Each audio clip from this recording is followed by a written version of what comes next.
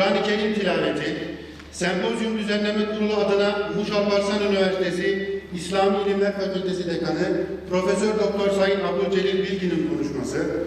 Kırmayla geldikleri için Yunus Apaydın Hocam, Profesör Doktor Yunus Apaydın Hocam, Anabilim Dalı'nda öğretim üyesi. Her iki hocama da tekrar teşrif ettikleri için teşekkür ediyorum. İnsanların tek bir görüş üzerinde cem edilmemiş olması, Kur'an'ın da ifadesiyle bir ilahi hikmet ve hayatın doğal akışının bir sonucudur. Varoluşun temel nedeni olarak işaret edilen imtihan gerekçesi, farklılıklara imkan veren bir vasat olmaksızın anlamını kaybedeceği gibi, yeryüzünü imara memur insanın vazifesini ifa edebilmesi de bazen fiziki, sosyal ve kültürel yapısı, bazen de dini, dili, etnik çehresi farklı insanların birbirini tamamlayarak dünyayı yaşanır kılmasıyla mümkün olabilir. Hiçbir düşünce veya inanç sistemi yoktur ki eleştiriden muaf olsun. Çünkü eksiklikleri gösterilmeden ve uyarılmadan ne bireylerin gelişiminden bahsedebiliriz ne de toplumların. Nitekim bu yönü dikkate alındığında muhalefet ve buna bağlı olarak şekillenen eleştiri, hakikat arayışının birçok yönteminden biri olarak fonksiyon görür. Farklılıkları müşterek bir hedefe ulaşma noktasında zenginlik sayan toplumlar, dil, din, kültür ve etnik çeşitliliklerini, hatta coğrafi mekan farklılıklarını bir zenginliğe dönüştürebilir.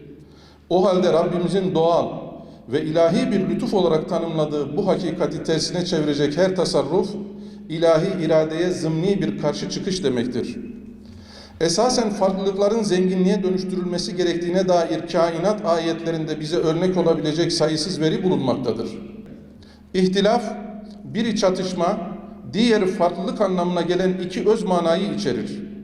Hak ile batılın ihtilafı bir farklılık değil, çatışmadır ve makbuldür.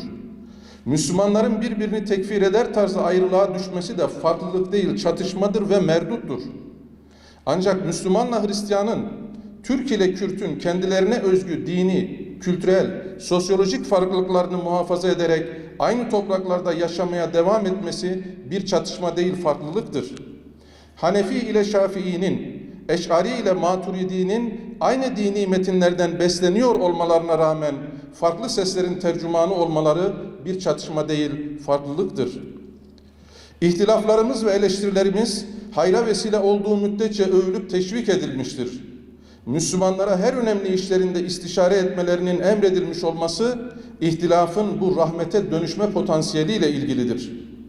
Bizim geleneğimizde ihtilaf ve buna bağlı olarak eleştiri, nihayetinde taraflara bir hakikat armağan eder. Bahşedilen hediyeye kavuşanlar, fıkhi tartışmalarda ortak karara varan ilim taliplerinin örneğinde olduğu gibi tekbirler getirerek Allah'a hamd ederler. İşte bu kısımda mutlu sonu temin eden saik samimiyettir. İhtilafların bilgiye dayalı olmayan hali, yanlış ya da eksik bilgiye, zanna ama hepsinden önemlisi hevaya dayalı nefsani iddialar olmakla malumdur. Oysa ilmin hangi kanallarla elde edileceği bellidir. Eleştirinin ithama dönüştüğü yerde tartışmanın amacı insan kazanmaktan çıkarak insan harcamaya dönüşür. Oysa Müslümanın işi insan biriktirmek, yangından can kurtarmaktır. Eleştirinin işlevi ifsad etmekten başka bir işe yaramıyorsa, eleştiride kullanılan usulün ya da kavramların dini görünümlü olmasının kıymeti harbiyesi yoktur. Şeytan dahi insanı kimi zaman Allah ile aldatmaya çalışır. Toplumu tefrikaya düşüren her usul ve kavramdan Kur'ani olarak adlandırılıyor da olsalar behemahal kaçmak gerekir.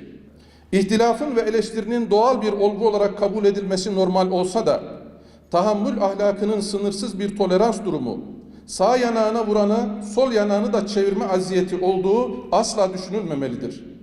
Çünkü hiçbir tahammül düşüncesi tahammül vasatını ortadan kaldırmayı amaçlayan bir tümelci ideolojiye alan bırakmaz.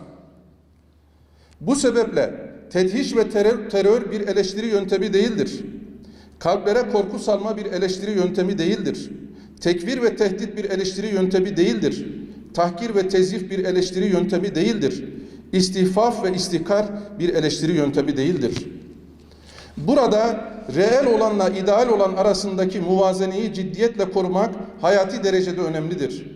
İdeal tutkusu insanın en soylu ve ulvi yönlerinden sayılır. Elhak, toplumları ataletten kurtarıp ileri doğru sıçrama yapmasını sağlayanlar, tarihin tembel akışını değiştirip onu hızlandıranlar, müstesna insanlar kesin inançlılardır. Ancak idealist insanların amaca ulaşmada fanatizm derecesinde sahip oldukları tutkulu bağlanış, farklılıklar söz konusu olduğunda tehlikeli olabilir. Özellikle din sahasında bu durum, hiçbir eleştiriye açık olmayan, tahammülsüz bir ruh halinin ortaya çıkmasına sebep olur. Bu durumda eleştiriye kapalı olmak bir umursamazlık hali değil, görevdir artık.